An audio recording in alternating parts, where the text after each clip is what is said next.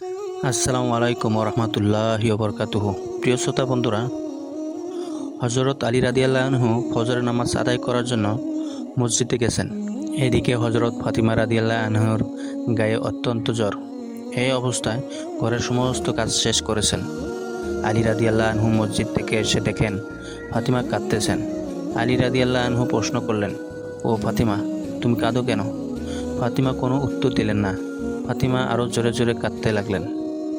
আলী রাদিয়াল্লাহু আনহু কয়েকবার প্রশ্ন করার পরে ফাতেমা রাদিয়াল্লাহু আনহু কাঁদতে কাঁদতে বললেন, ও আলী, আমি স্বপ্নের মধ্যে দেখতেছি আমার আব্বাজান হজরত মুহাম্মদ সাল্লাল্লাহু আলাইহি সাল্লাম আমার ঘরের মধ্যে ঢুকে কি যেন তালাশ করতেছেন।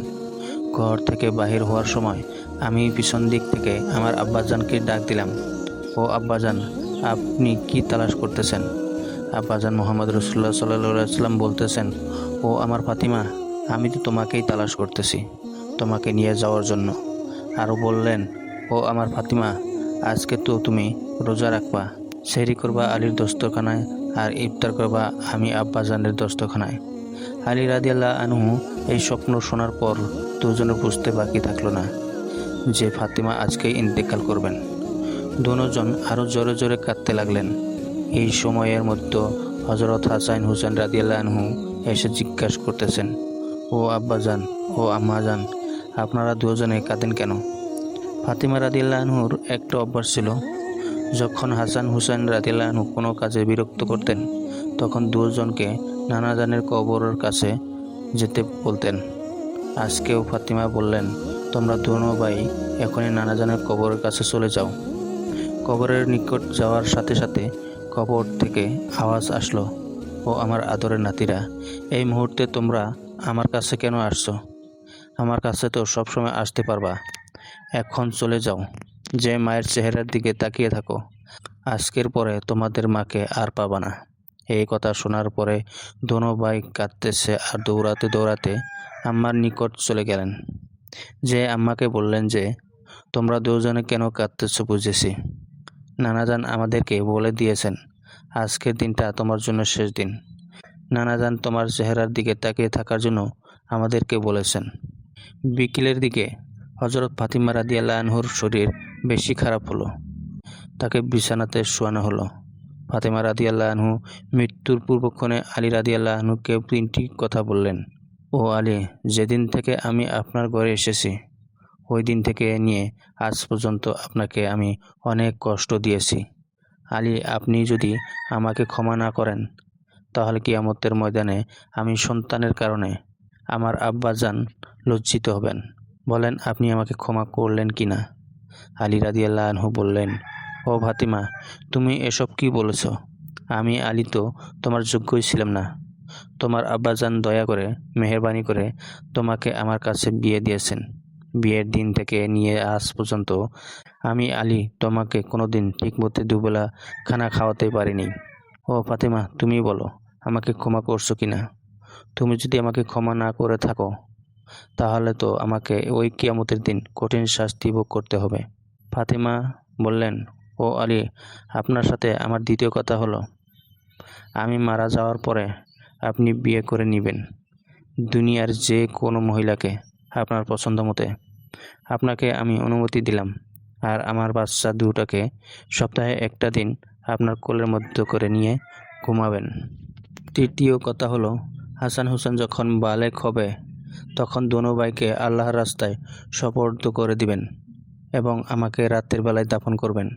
হযরত আলী রাদিয়াল্লাহু আনহু বললেন, তুমি নবীর মেয়ে, আমি সবখানে খবর দিয়ে তোমায় দাফন করাবো, এতে সমস্যা কি? হযরত ফাতিমা রাদিয়াল্লাহু আনহু বললেন, আমার কাফনের কাপড় ওপর দিয়ে সবাই অনুমান করবে যে নবীর মেয়ে কতটুক লম্বা ছিল, কতটুক স্বাস্থ্য ছিল, এতে আমার পর্দা ভঙ্গ হবে। হযরত ফাতিমা রাদিয়াল্লাহু আনহুর ইন্তেকালের পর তার লাশের খাটিয়া বহন করার মানুষ মাত্র 3 জন, হযরত আলী রাদিয়াল্লাহু আনহু এবং শিশু হাসান ও হুসাইন রাদিয়াল্লাহু আনহু। হযরত আলী ভাবছিলেন যে খাটিয়া বহন করার জন্য মানুষ আরও একজন প্রয়োজন, তবেই 4 কোনায় 4 জন কাঁধে নিতে পারবেন। এই সময় হযরত আবু যর গিরাফি রাদিয়াল্লাহু আনহু এলেন ও খাটিয়ার এক কোনায় বহন করলেন। হযরত আলী রাদিয়াল্লাহু আনহু প্রশ্ন করলেন, ও আবু যর, আমি তো কাউকে বলি নাই, আপনি জানলেন কিভাবে? হজরত আবু যর গিরাফি রাদিয়াল্লাহু আনহু বললেন, আমি আল্লাহর রসুল সাল্লাল্লাহু আলাইহি সাল্লামকে স্বপ্নে দেখেছি। তিনি বললেন, হে আবু যর, আমার ফাতিমার লাশ বহন করার জন্য লোকের অভাব, তুমি তাড়াতাড়ি চলে যাও। ও আলী, আমাকে তো হুজুরে আকরাম সাল্লাল্লাহু আলাইহি সাল্লাম আসতে বলেছেন। হজরত ফাতিমা রাদিয়াল্লাহু আনহাকে যখন কবরে নামাচ্ছেন, তখন হজরত আবু যর গিরাফি রাদিয়াল্লাহু আনহু কবরের কাছে গিয়ে কবরকে উদ্দেশ্য করে বললেন, আতাদ্রি মানিল্লাতি জিনা বিহা ইলাইকা, হে কবর, তুই কি জানিস আজ তোর মধ্যে কাকে রাখছি? আজিহি সাইয়্যিদাতু নিসাই আহালিল জান্নাতি ফাতিমাতা রাদিয়াল্লাহু আনহা।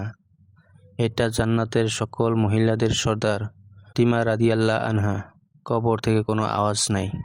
তখন আরও বললেন, হাজিহি উম্মুল হাসনাইন রাদিয়াল্লাহু আনহুমা। এটা হজরত হাসান হুসাইনের আম্মা। এরপরও কবর থেকে কোনো আওয়াজ নাই।